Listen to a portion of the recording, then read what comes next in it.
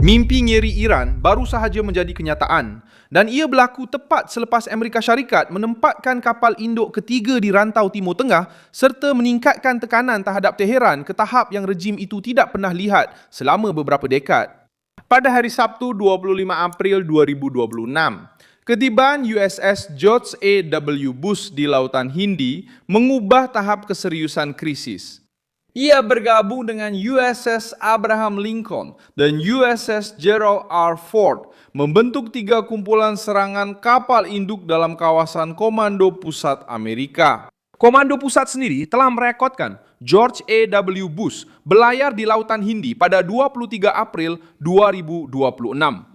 Ini bukan satu pergerakan biasa. Ia adalah mesej langsung kepada Iran, kepada pengawal revolusi dan kepada mana-mana pasukan yang berkaitan dengan Tehran yang masih cuba menggunakan Selat Hormuz sebagai ancaman. Saya akan ceritakan semua itu kepada anda, tetapi sekarang anda pasti mahu melanggan saluran ini untuk terus mendapat maklumat terkini. Maklumat secara masa nyata dengan kualiti kewartawanan terbaik yang pernah dilihat dalam Standard Credibility, Milson Alves News. Apa yang berlaku adalah seperti berikut. Menurut maklumat yang didedahkan oleh media, tentera Amerika, ketiga-tiga kapal induk itu mengumpulkan lebih daripada 200 pesawat, 12 kapal sokongan dan lebih daripada 15,000 anggota tentera termasuk pelaut dan pembekal.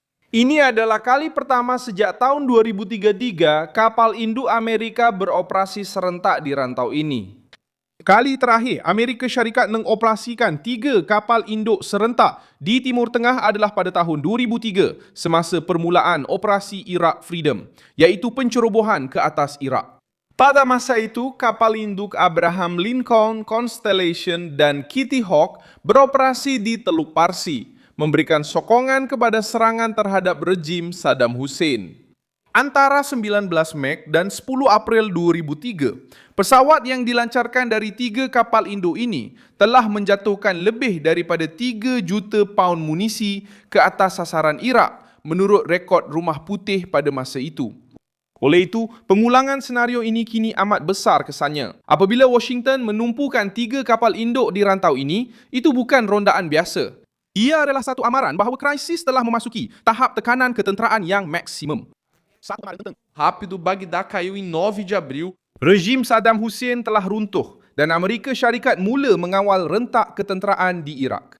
Tekanan tertumpu pesawat peronda. Ia adalah beliau bersembunyi selama berbulan-bulan dan hanya ditangkap pada 13 Disember 2003 oleh pasukan Amerika berhampiran Tikrit. Mulai dari situ, beliau hilang kuasa sepenuhnya, diserahkan kepada sistem kehakiman Iraq yang baru, dijatuhi hukuman atas jenayah terhadap kemanusiaan dan dihukum mati pada 30 Disember 2006.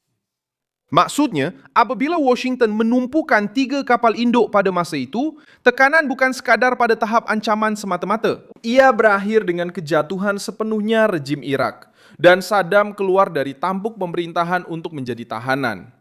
Secara praktikal, Washington sedang mengatakan bahawa sekatan laut bukan sekadar cakap kosong. Ia melibatkan kapal di laut, pesawat di udara dan kekuatan yang bersedia untuk mengekalkan tekanan dalam jangka masa yang panjang.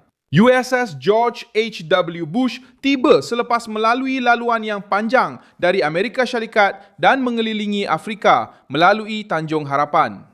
Sekarang, ia memasuki gelanggang pada saat Trump cuba memaksa Teheran menerima satu perjanjian dan menghalang pengawal revolusi daripada terus menggunakan kapal, pelabuhan dan minyak sebagai alat keganasan.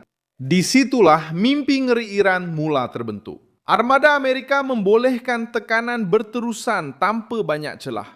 Sebuah kapal induk boleh menjalankan rondaan udara. Sebuah lagi boleh memperkuat pengawasan. Sebuah lagi boleh menambah kedalaman operasi. Gabungan ini mengurangkan ruang untuk provokasi kecil dan menjadikan setiap pergerakan pengawal revolusi lebih berisiko.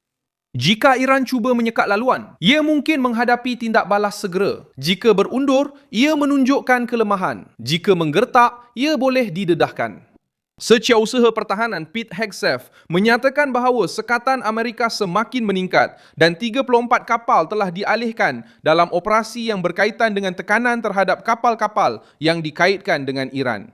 Menurut laporan Wall Street Journal, Hegseth berkata, operasi itu menyasarkan kapal-kapal yang berkaitan dengan Iran di perairan antarabangsa dan keputusan untuk mengurangkan tekanan terletak pada Presiden Trump. Kecibaan USS George H.W. Bush juga menguatkan lagi rundingan melalui kekuatan. Trump mahu Iran menerima perjanjian yang lebih memihak kepada Amerika Syarikat. Pada masa yang sama, beliau mengekalkan tekanan ketenteraan sebagai amaran. Menurut Washington Post, kapal induk itu telah tiba di perairan berhampiran Iran ketika Trump mendesak kemajuan dalam perbincangan dengan Teheran dan masih membuka kemungkinan untuk menyambung semula tindakan ketenteraan jika beliau merasakan ia perlu. Di tengah-tengah semua ini adalah pengawal revolusi. Pengawal revolusi cuba menunjukkan kawalan tetapi kelihatan semakin dikepung. Kekuatan tentera lautnya masih boleh mencetuskan insiden dengan kapal-kapal kecil, melakukan pendekatan dan ugutan. Bot-bot kecil boleh mengganggu. Tetapi 3 kapal induk mengubah seluruh suasana.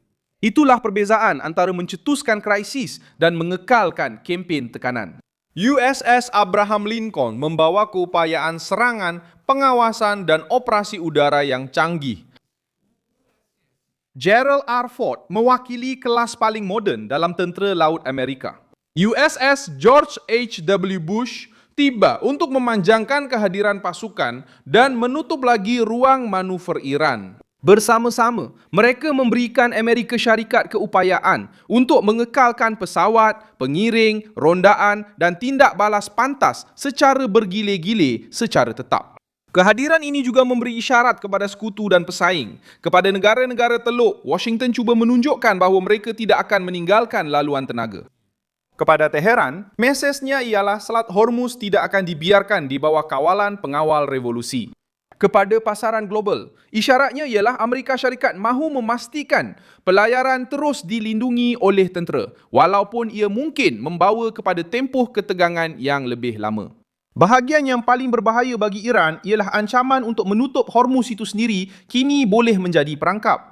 Selama bertahun-tahun, rejim itu menggunakan frasa ini sebagai senjata psikologi.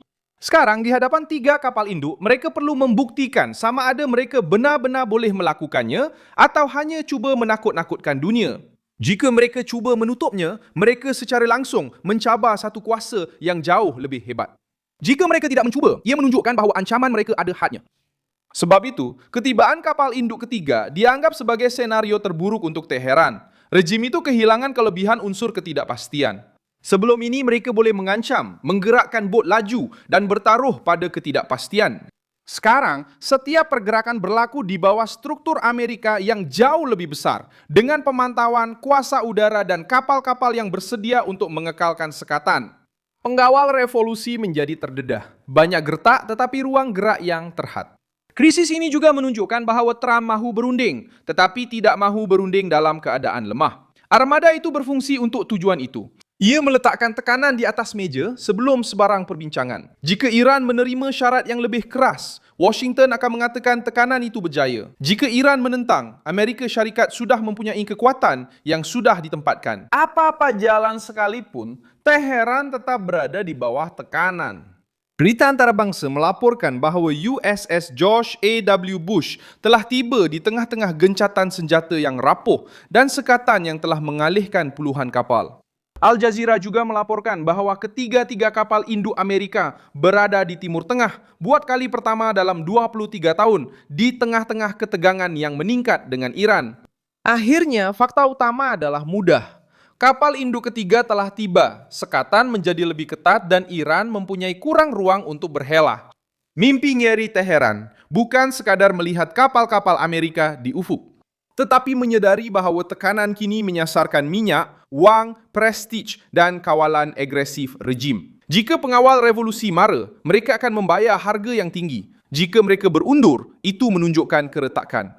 Dan jika cuba melengah-lengahkan masa, Amerika Syarikat sudah pun menjelaskan bahawa mereka datang bersedia untuk menunggu dengan kekuatan di laut selama mana yang diperlukan. Sila tekan butang suka pada video ini, langgan saluran ini dan di akhir nanti, lihatlah ruangan komen supaya anda lebih terlibat dengan komuniti Milson Alves News.